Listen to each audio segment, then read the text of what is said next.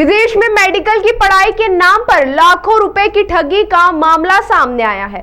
दरअसल यह घटना उज्जैन के थाना महाकाल क्षेत्र की है। फरियादी कृति पिता महेंद्र यादव ने पुलिस को शिकायत की।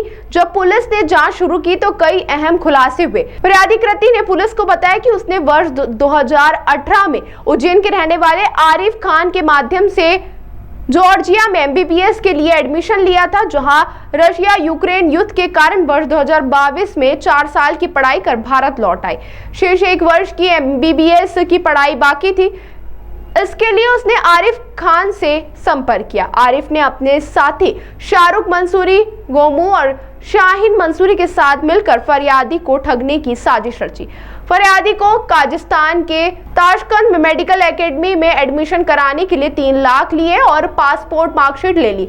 इन रुपए और दस्तावेजों की कोई रसीद नहीं दी। इसके बाद आरोपियों ने और 5 लाख रुपए ऑनलाइन ट्रांसफर करवा लिए। फिर छात्रा कृति काजिस्तान पहुंची तो पता चला कि उनका एडमिशन बताए हुए कॉलेज में नहीं हुआ। जब छात्रा ने आरोपियों से संपर्क किया तो वह आश्वासन देते रहे और इस प्रकार छात्रा करीब 6 माह तक परेशान होकर भटकती रही। छात्रा काजिस्तान से दूरदराज इलाके में फंसी रही। दूतावास से संपर्क करने के बाद वह जैसे तैसे वहां से निकल कर आई और खुद के खर्चे पर काजिस्तान से ही डिग्री पूरी की। भारत आने पर आरोपियों से रुपए मांगने पर उसे धमकी मिली तो उसने थाना महाकाल पहुंचकर आरोपियों के खिलाफ केस दर्ज कराया। प्रकरण दर्ज होने के बाद पुलिस ने चारों आरोपियों को गिरफ्तार कर लिया है।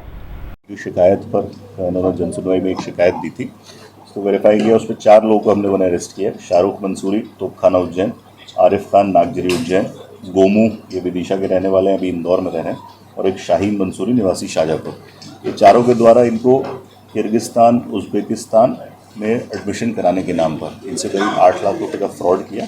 ये 2018 से लेकर 2022 तक आरिफ के माध्यम से जॉर्जिया में अपनी पढ़ाई कर रही थी। उसके बाद ये लौट के आई तो इनका 1 साल का एडमिशन इन्होंने कहा कि हम आपको उज़्बेकिस्तान की राजधानी ताशकंद में कराएंगे। जब ये ताशकंद पहुंची तो इन्होंने एक एजेंट ने इनको होटल में स्टे कराया और उसके बाद 970 किलोमीटर दूर एक जगह पर इनका एडमिशन कराया, जहाँ पर इनकी कोई पढ़ाई नहीं हुई। इनका पासपोर्ट वगैरह ले लिया गया और इनसे जब फ़ीस मांगी गई तो इन्होंने बताया कि हमने ऑलरेडी यहाँ के लोगों को फ़ीस जमा कर दी है, परंतु उसके बावजूद इनको वहाँ पर फ़ीस जमा करनी पड़ी। उसके बावजूद जब इनकी क्लासेस चालू नहीं हुई तो इन्होंने इंडियन एम्बेसी में संपर्क किया। इंडियन एम्बेसी ने लोकल एडमिनिस्ट्रेशन को उज़्बेक में बताया। उसके बाद इन्होंने किर्गिस्तान से एम्बेसी के माध्यम से पुनः फ़ीस जमा करने के बाद अपनी पढ़ाई पूरी करी और अभी इंदौर में अपनी प्रैक्टिस कर रही हैं।